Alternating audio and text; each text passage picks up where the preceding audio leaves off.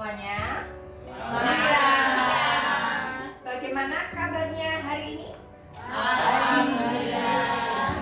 Masih semangat ya? Masih. Luar biasa. Tepuk tangan dulu.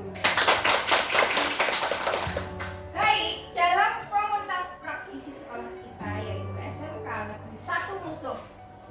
Kali ini akan ada event yang sangat luar biasa. Sebuah event yaitu penyampaian oleh CGP Modul 14 Pemahaman dan Pengalaman Penerapan Budaya Positif di SMK Negeri 1 Musuh, yang pada kesempatan hari ini akan disampaikan oleh seseorang yang sangat luar biasa yang sudah hadir di tengah-tengah kita, guru yang sangat cantik sekali, Bu Puji Sulistionurung. Tepuk tangan.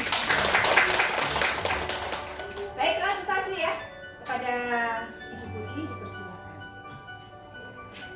Terima kasih Bu Ririn. Assalamualaikum warahmatullahi wabarakatuh. Waalaikumsalam. Yang pertama saya mengucapkan terima kasih kepada Bapak Ibu yang telah bersedia untuk berkumpul di ruang guru ini dalam rangka penyampaian modul 1.4 yaitu tentang pemahaman dan pengalaman penerapan budaya positif di SMK Negeri 1 Musuh, yaitu di sekolah kita tercinta ini. Kemudian tidak lupa marilah kita panjatkan puji syukur kehadirat Allah Subhanahu wa taala yang mana berkat limpahan rahmat dan hidayahnya kita semua bisa diberikan kesempatan untuk berkumpul di siang hari ini di ruang guru ini. Kemudian tidak lupa sholawat dan salam marilah kita haturkan kepada junjungan kita Nabi besar Muhammad SAW yang selalu kita nantikan syafaatnya di hari akhir nanti. Oke, berhubung ini sudah siang, langsung saja ya Bapak Ibu, saya akan sedikit sharing sebenarnya. Ini mohon maaf sebelumnya ini bukan menggurui atau apa, karena jujur saja di sini saya juga masih junior seperti itu. Banyak Bapak Ibu yang sudah senior di sini, ya. Nah, mengingat tentang tadi ya, ada beberapa materi yang ingin saya sampaikan. Yang pertama tentang adanya perubahan paradigma belajar, kemudian disiplin positif, motivasi, perilaku manusia, kemudian ada kebutuhan dasar manusia, terus posisi kontrol, restitusi, keyakinan kelas, dan juga segitiga restitusi. Nah, yang pertama adanya perubahan paradigma belajar. Nah, ini ada suatu pertanyaan yang sedikit menyentil hati kita, yaitu bagaimana seseorang bisa berubah dari paradigma stimulus respon kepada pendekatan teori kontrol. Nah, sebagai contoh yang udah ada di sini yaitu seperti yang dikatakan oleh Stephen, ya, bila kita ingin membuat kemajuan perlahan, sedikit-sedikit ubahlah sikap atau perilaku Anda. Maka bila kita ingin memperbaiki cara-cara utama kita, maka kita perlu mengubah kerangka acuan kita. Oleh karena itu, ubahlah bagaimana Anda melihat dunia, bagaimana Anda berpikir tentang manusia, ubahlah paradigma Anda. Skema pemahaman dan penjelasan aspek-aspek tentang realitas. Nah, di sini ada sebagai contoh stimulus respon itu adanya realitas atau kebutuhan kita itu sama, tapi teori kontrol itu mengatakan bahwa kebutuhan kita itu berbeda. Kemudian ada semua orang itu melihat hal yang sama, tapi secara teori kontrol itu bahwa setiap orang itu memiliki gambaran yang berbeda. Ini saya rasa tidak perlu saya bacakan semua karena terlalu panjang. Kita lanjut ke disiplin positifnya. Nah, ini yang lebih penting. Nah, ketika kita mendengar kata disiplin, kira-kira apa sih yang terbayang di benak Bapak Ibu semua? Tepat waktu. Iya, melaksanakan kewajiban. Terus tepat waktu, boleh. Terus apa lagi kira-kira? Hukuman. Iya. Biasanya kan yang kalau misalnya seandainya contohnya siswa itu terlambat datang ke sekolah, itu dinyatakan tidak disiplin, biasanya dihukum. Ya, yang sering kita lakukan seperti itu kan Bapak Ibu. Nah, di mana di sini kebanyakan orang akan menghubungkan kata disiplin dengan tata tertib, teratur, dan kepatuhan pada suatu peraturan. Nah, kata disiplin ini juga sering dihubungkan dengan yang namanya hukuman. Padahal itu sungguh berbeda karena belajar tentang disiplin positif tidak harus melulu dengan memberikan hukuman. Nah, justru itu salah satu alternatif terakhir bila perlu tidak digunakan sama sekali yang namanya hukuman. Nah, di sini kemarin ada di modul 1.4 saya juga belajar seperti itu. Ternyata yang selama ini saya lakukan itu ternyata belum tepat terhadap siswa pada saat penanganan terhadap siswa yang indisipliner. Nah, di sini menurut Ki Hajar Dewantara sejalan dengan pandangan Dayeng. Nah, ini Dayeng mengatakan bahwa arti kata disiplin berasal dari bahasa Latin yaitu disiplin yang artinya belajar. Nah, kata disiplin itu juga dari akar yang sama dengan yang namanya disciple atau murid yaitu pengikut. Nah, di sini disiplin juga mempelajari bagaimana cara mengontrol diri dan bagaimana menguasai diri untuk memilih tindakan yang mengacu pada nilai-nilai yang kita hargai agar tercapai tujuan mulia yang diinginkan. Kemudian dengan kata lain, seseorang memiliki disiplin diri berarti mereka bisa bertanggung jawab terhadap apa yang dilakukan karena mereka melakukan tindakan itu berdasarkan nilai-nilai kebajikan universal. Jadi siswa itu akan melakukannya dengan penuh kesadaran, gitu, tanpa terpaksa. Oke, nah di sini ada motivasi perilaku manusia. Setiap manusia mesti punya suatu motivasi untuk melakukan sesuatu. Nah, di sini motivasi perilaku manusia ini yang pertama itu untuk menghindari ketidaknyamanan atau hukuman. Nah, itu akhirnya biasanya siswa melipir atau apa. Nah, seperti itu. Terus ada juga untuk mendapatkan imbalan atau penghargaan. Orang melakukan sesuatu itu ada motivasi tertentu. Saya tak berangkat rajin biar dapat imbalan. Kemudian ada juga untuk menjadi orang yang mereka inginkan dan menghargai diri sendiri dengan nilai-nilai yang mereka percaya. Nah, ini ada 3 tipe. Oke, selanjutnya, nah ini Bapak Ibu, perbedaan yang namanya hukuman, konsekuensi, dan restitusi. Itu yang poin penting yang benar-benar kita yang kemarin benar-benar saya belajar di modul 1.4. Nah, ternyata hukuman itu apa sih? Nah, hukuman itu sifatnya tidak terencana, tiba-tiba. Misalkan siswa datang terlambat, ya wes, kadang kita menghukum dikonnya aku halangan, kadang untuk membersihkan kamar mandi dan lain sebagainya. Nah, itu yang namanya tiba-tiba dan itu hanya satu arah gitu. Jadi dari guru dan siswa bahkan tidak tahu media pakai istilahnya seperti itu. Kemudian berbeda dengan konsekuensi. Kalau konsekuensi itu berdasarkan kesepakatan. Jadi siswa pun apabila melakukan kesalahan dia menjalani konsekuensinya pun dengan penuh kesadaran karena sebelumnya ada kesepakatan. Seandainya kamu tidak mengumpulkan tugas dengan tepat waktu, nah itu konsekuensinya apa? Nah itu sebelumnya sudah disepakati. Mungkin nilainya berbeda dengan teman yang mengumpulkan tepat waktu. Nah seperti itu. Kemudian berbeda lagi dengan yang namanya restitusi. Nah ini baru yang namanya proses. Nah ini benar-benar hal baru yang saya pelajari di CGP ini. Nah itu restitusi merupakan proses menciptakan kondisi bagi murid untuk memperbaiki kesalahan mereka sehingga mereka bisa kembali kepada kelompok mereka. Nah di restitusi ini murid itu akan belajar untuk mencari solusi dari permasalahan yang mereka hadapi dan kemarin saya pun sudah mempraktekannya di sini tentang restitusi. Nah ini perbedaannya Bapak Ibu. Jadi antara hukuman, konsekuensi dan restitusi. Nah di sini sebagian besar malah hukuman itu ternyata tidak bisa memberikan efek jera terhadap siswa seperti itu. Karena malah siswa semakin kebal istilahnya. Sebagai contoh misal ini ada identitas gagal hukuman. Misalkan murid atau anak belajar menyembunyikan kesalahan, kan ada ketidakjujuran kan di situ. Nah ini kalau konsekuensi itu murid atau anak belajar dari sebuah peraturan yang kita buat atau kita sepakati. Kemudian berbeda lagi dengan restitusi, itu murid akan belajar menjadi problem solving. akan belajar untuk memecahkan masalah. Seandainya mereka mempunyai kesalahan, mereka akan mencari solusi untuk masalah mereka sendiri, dan itu dengan kesadaran mereka tanpa kita untuk menyuruh kamu harus ngapain, harus apa. Nah, seperti itu sebagai contohnya. Kemudian di sini ada motivasi perilaku manusia. Nah, ini kembali lagi ke motivasi.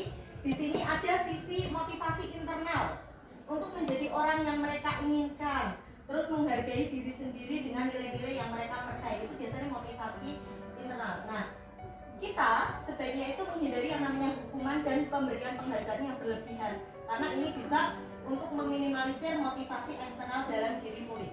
Misalkan sebagai contoh, kadang kalau kalian nilainya tertinggi akan dibelikan ini. Nah, siswa itu akan termotivasi belajar hanya ingin diberikan sesuatu, ya, reward, mendapatkan reward. Nah, pada dasarnya manusia juga memiliki kehidupan, kebutuhan dasar manusia, di mana itu kebutuhan dasar manusia ada 5. Yang pertama adalah kebutuhan bertahan hidup. Nah, ini hubungannya dengan kehidupan kita sehari-hari, ya, misal kayak kebutuhan kesehatan, rumah, makan. Nah, itu untuk bagaimana kita bertahan hidup. Kemudian kebutuhan dasar lainnya yaitu kasih sayang dan rasa diterima. Nah, ini yang paling penting, di mana kebutuhan akan hubungan dengan koneksi sosial dengan teman atau suatu komunitas, kebutuhan untuk memberi dan menerima kasih sayang, dan kebutuhan untuk merasa bahwa dia menjadi bagian dari satu kelompok itu. Kemudian ada juga kebutuhan penguasaan. Nah, ini keinginan yang dianggap berharga, dan dia merasa setiap orang itu pasti punya rasa ingin dihargai, ingin dihormati. Nah, sebagai contoh seperti itu kalau untuk penguasaan. Kemudian tentang kebebasan. Nah, kebutuhan akan kebebasan. Nah, ini bahwa ini kebutuhan akan tentang kemandirian, otonomi, karena kan nggak mau diatur juga seperti itu. Terus memiliki pilihan dan mampu mengendalikan arah hidupnya. Terus yang terakhir adalah setiap orang kan juga poin paling penting ini yang namanya kebutuhan kesenangan seperti itu. Nah, ini kebutuhan untuk mencari kesenangan yaitu bermain, tertawa seperti itu. Nah, ini yang perlu kita pahami bahwa anak-anak kita juga membutuhkan 5 poin ini, 5 kebutuhan dasar manusia. Nah, kita akan setelah dari 5 kebutuhan dasar manusia, kita akan belajar ke posisi kontrol. Nah, posisi kontrol itu ada 5. Yang pertama sebagai penghukum, kita sebagai seorang guru bisa sebagai penghukum. Yang kedua pembuat merasa bersalah. Terus yang ketiga kita memposisikan sebagai teman. Yang keempat memposisikan sebagai pemantau, dan yang kelima memposisikan sebagai manajer. Kira-kira yang sering kita lakukan apa ya Bapak Ibu? Kita memposisikan sebagai apa kira-kira? Yang penghukum. Terus pembuat merasa bersalah? Ya, pembuat merasa bersalah kadang ya. Menjadi teman, pernah memposisikan sebagai teman? Ya. Pemantau? Ya. Kalau sebagai manajer? Ya. Kalau saya malah belum pernah menjadi sebagai manajer, ya. Tapi setelah saya belajar modul 1.4, akhirnya saya baru mengerti. Jadi selama ini paling saya hanya seringnya di poin 1, 2, dan 3 gitu. Ada malah poin keempat sebagai pemantau saja, tak biarkan. Sebagai penghukum misalnya, kamu terlambat, kamu harus membersihkan kamar mandi misalkan. Nah, itu kan langsung seperti itu. Kemudian ada yang membuat merasa bersalah. Yaitu salahmu, ngopo nganggo sepatu putih, jadi kan aturannya sepatunya kudu ireng. Nah, itu sebagai contohnya seperti itu. Makanya kan gue kena hukuman tau. Terus kemudian sebagai teman, ya kan kita lulus, ya kan. Nah, itu sebagai teman, karena kebetulan anak-anak didik kita kan usianya kan belasan ya, seumuran dengan kita gitu kan, beda-beda tipis ya kan, 17 plus saya. Kemudian sebagai pemantau. Dan yang terakhir yang paling penting yang diinginkan di modul 1.4 yaitu kita itu diharapkan memposisikan guru itu sebagai manajer, dimana kita itu hanya istilahnya manajer itu kan baru ngawasi, istilahnya menuntun. Nah, kamu gimana? Terus apa yang kamu lakukan sudah benar. Nah, seperti itu. Terus sampai akhirnya kita menggiring anak sampai bahkan menjadi problem solving, menuntun anak untuk apa ya, istilahnya mencari solusi ya dari permasalahan tersebut. Nah, ini sebagai manajer apa? Menolong siswa untuk menemukan solusi atas permasalahannya sendiri. Kemudian posisi manajer mengacu pada restitusi yang dapat menjadikan murid sebagai manajer bagi dirinya sendiri sehingga tercipta identitas positif atau berhasil pada diri murid sendiri. Misalkan sebagai contoh, ada anak yang tidak mengumpulkan tugas, ini contoh kasus. Nah, kita kan panggil anak. Terus kenapa kamu kemarin belum mengumpulkan tugas ya? Seperti itu. Iya, Bu. Nah, misalkan kita itu akan bertanya. Setiap orang pasti punya salah. Begitu pula dengan Bu Puji. Nah, itu juga ada poin di mana kita nggak memarahi ya statusnya. Nah, anak itu akhirnya mikir. Nah, kira-kira kenapa? Tapi setiap kesalahan pasti ada motivasi, ya kan? Ada alasannya. Kira-kira kenapa kok kamu tidak mengumpulkan tugas? Nah, kita menggali dulu. Nah, karena ini Bu. Nah, itu baru. Nah, apa kalau seperti itu kira-kira kamu sudah sesuai dengan sudah menjalankan keyakinan kelas kita belum? Dengan kesepakatan kelas kita belum? Tidak, Bu. Akhirnya anak pun berpikir, nah terus solusinya apa gitu, masalah ini bisa kita pancing aja, terus anak nanti akan berpikir lagi, baik Bu, saya akan mengerjakan tugas dan mengumpulkannya. Itu yang pertama, minta maaf tentunya, terus mengerjakan tugas dan mengumpulkannya. Kemudian anak juga akan saat menyadari hal itu dan melaksanakan hal tersebut dengan baik. Nah, ini keyakinan sekolah atau keyakinan kelas. Keyakinan kelas disepakati antara guru dengan murid yang berupa pernyataan universal yang mudah diingat, dipahami dan diterapkan di lingkungan sekolah. Jadi mungkin Bapak Ibu yang wali-wali di sini kan kita bisa membuat yang namanya keyakinan kelas atau kesepakatan kelas. Kemarin saya pun sudah mempraktekannya di kelas 11 TF2 dan 12 FKK2. Dan anak ternyata antusias sekali. Anak itu senang ya, karena anak-anak itu membuat apa yang mereka sepakati di lingkungan kelas, dan kita pun merubah menjadi kalimat yang positif. Misalkan pada saat tidak boleh makan saat jam pelajaran, nah kata tidak boleh itu kan negatif, nah kita rubah. Akhirnya anak pun berpikir kira-kira apa biar ini jadi kalimat positif. Makan saat jam istirahat, Bu. Oke, bagus. Terus kita pilih kira-kira nilai kebajikan apa ya, yang nilai kebajikan universal apa ya yang hubungannya dengan seperti itu. Anak pun akan berpikir, oh ini tentang keteraturan, Bu, atau disiplin, Bu, seperti itu. Akhirnya kita pun jadi adanya kesepakatan dan anak pun menjalankan kesepakatan itu dengan penuh kesadaran. Nah, ini yang dinamakan segitiga restitusi yang tadi saya menceritakan bagaimana kita menangani kasus siswa. Nah, ini ada 3 tahap dan ini tahapnya itu tidak boleh dibolak-balik Bapak Ibu. Jadi yang pertama tahapnya adalah validasi, menstabilkan identitas dulu. Yang pertama, nah menstabilkan identitas yang saya maksud tadi ini anak. Setiap orang pasti pernah melakukan kesalahan. Begitu dengan Bu Guru.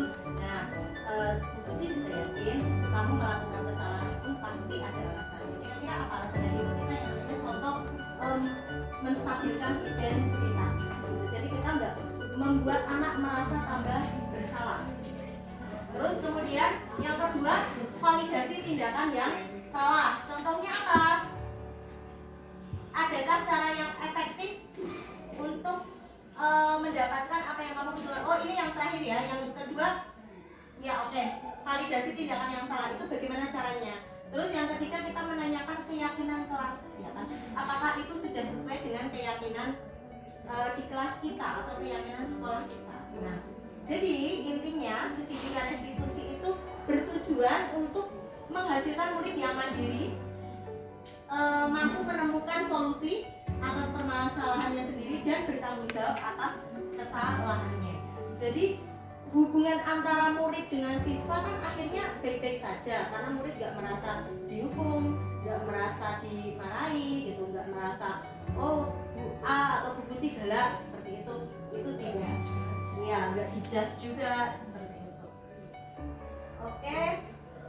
itu dari saya. Bapak Ibu, mungkin kalau ada pertanyaan atau apa kita bisa sharing. Saya akhiri dulu ya. Wassalamualaikum warahmatullahi wabarakatuh. Monggo Bu Sulis.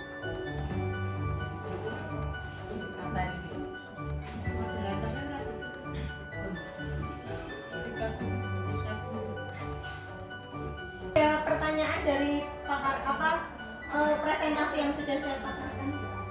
Ya, silakan Bu Sulis. Tadi dijelaskan bahwa bagi Bapak Ibu yang wali kelas silakan untuk membuat kesepakatan kelas.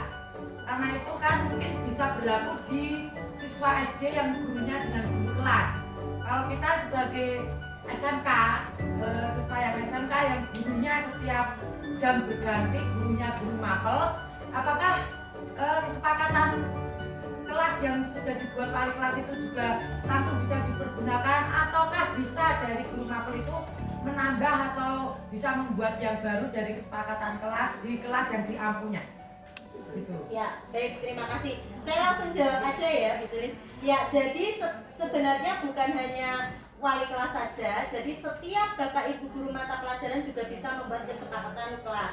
Saya pun bukan wali kelas, tapi saya guru mapel, tapi saya sudah membuat kesepakatan kelas di kelas T11 TF2 dan juga 12 FKK 2. Dan setiap guru itu kan mesti punya kesepakatan dengan siswa yang berbeda ya. Misalkan katakanlah siswa datang tepat waktu ke kelas, masuk ke kelas, berarti gurunya juga harus datang tepat waktu ke kelas seperti itu. Dan itu juga kesepakatan kelas tersebut kan gak hanya berlaku untuk siswa, tapi juga gurunya, karena kita sebagai guru kan juga memberikan contoh ya terhadap siswa. Seperti itu Bu Sulis. Terima kasih. Sudah jelas atau ada? Ya, terima kasih. Jadi boleh-boleh saja nggih, Ya. setiap guru harus membuat kesepakatan. Ya. Terima kasih Bu. Sami-sami. Monggo, Bapak atau Ibu guru yang lainnya. Ya, silakan Bu Dewi. Ya baik Bu, yang ingin saya tanyakan, bagaimana cara kita mengalihkan untuk dari hukuman ke restitusi yang sepertinya lebih nyaman buat siswa, yang seperti yang Bu Uji jelaskan tadi. Bagaimana cara mengalihkan dari hukuman ke restitusi? Ya, terima kasih. Saya akan langsung menjawab. Nah, jadi kan tadi ada hukuman, konsekuensi, dan restitusi ya. Nah, kan harapannya kan setelah belajar dari CKB ini, kita akan Bapak Ibu guru nanti menghindari yang namanya hukuman dan kita beralih ke restitusi. Nah, ini beruntungnya kita itu sekarang kan sudah ada kurikulum merdeka. Nah, di sini kan kita memerdekakan siswa ya kan untuk mencapai keselamatan dan kebahagiaan setinggi-tingginya ya kan, dari filosofinya Hajar Dewantara. Nah, di sini selain itu kan juga siswa nanti restitusi itu siswa akan jadi berpikir seperti yang sudah saya jelaskan tadi, bahwa berpikir untuk mencari solusi dari masalah yang dihadapinya, dan siswa pun akan lebih menjadi bertanggung jawab dan menjalankan konsekuensinya atau menjalankan solusi dari permasalahan yang sudah dia buat itu dengan penuh kesadaran seperti itu Bu. Jadi nggak ada keterpaksaan dan hubungan siswa dengan guru pun baik gitu, nggak ada dendam. Karena kan kalau kita menghukum siswa ujung-ujungnya kan besoknya dendam. Iya, kadang malah tidak berhasil juga Bu, mental. Iya siap, betul. Jadi kadang malah siswa akhirnya itu tidak menimbulkan efek jerah juga kan kalau kita memberikan hukuman terhadap siswa, tapi malah menimbulkan efek dendam kesumak di hati siswa seperti itu. Mungkin ada yang ingin bertanya, Bapak Ibu yang lain? Ya, Bu Mutamimah silakan. Saya ingin bertanya korelasi antara restitusi dengan kontrol tadi. Saya kurang jelas mengenai restitusi itu kan aplikasinya sedikit banyak sudah tahu. Tapi korelasi antara restitusi dengan kontrol dan aplikasinya ke siswa itu bagaimana? Ini kan pembahasan yang sangat menarik ini. Karena kan kita rata-rata bertindak sebagai jaksa atau hakim yang memutuskan sendiri. Kita tidak pernah mendengar dari sisi terdakwanya. Ini saya kepingin mengerti apa sih korelasi antara restitusi dan kontrol. belajar tadi ada hukuman, konsekuensi dan restitusi, kita juga belajar tentang 5 posisi kontrol kita sebagai seorang guru pada saat menghadapi siswa, dan itu sangat erat hubungannya ya. Dimana kan kalau misal kita tadi menggunakan hukuman, berarti kita menempatkan posisi sebagai apa? Penghukum kan? Nah, penghukum, terus pembuat rasa bersalah, seperti itu.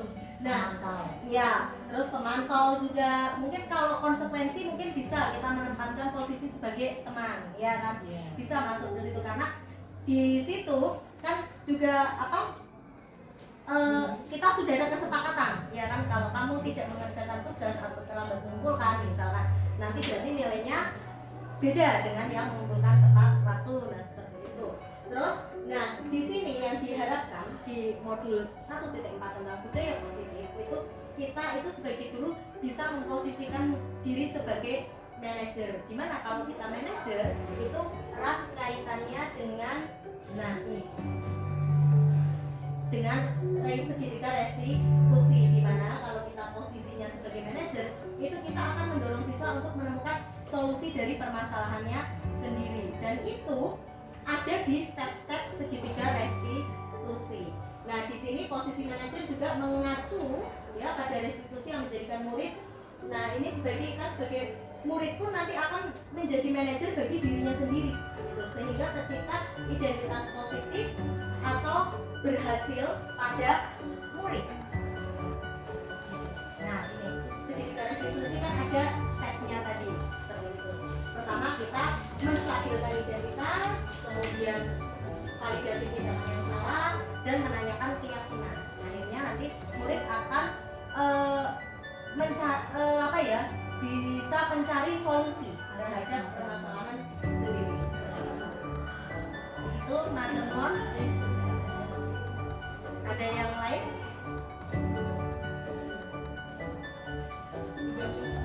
Ya, kalau sudah tidak ada berarti saya cukupkan sekian. Terima kasih atas antusiasmenya Bapak Ibu guru semuanya, dan harapan saya kedepannya kita bisa menerapkan ini di sekolah kita agar tercipta budaya positif dan siswa kita benar-benar merasa merdeka belajar seperti itu. Jadi karena kita kan sekarang kan udah kurikulumnya sudah kurikulum merdeka, ya bukan ala-ala zaman kita dulu ya, kita kan masih kolonial banget seperti itu. Jadi kurang lebihnya saya mohon maaf karena kesempurnaan hanya milik Allah semata. Saya hanya sebagai manusia biasa. Terima kasih, saya akhiri. Wassalamualaikum warahmatullahi wabarakatuh. Baik, tadi luar biasa sekali penyampaian diseminasi dari Bu Puji, dan tentu saja membuka dimensi pengetahuan kita lebih mendalam lagi ya dengan juga. Sekali lagi kita beri tepuk tangan buat Bu Puji. Dan mungkin kita akhiri karena sudah siang. Marilah kita akhiri.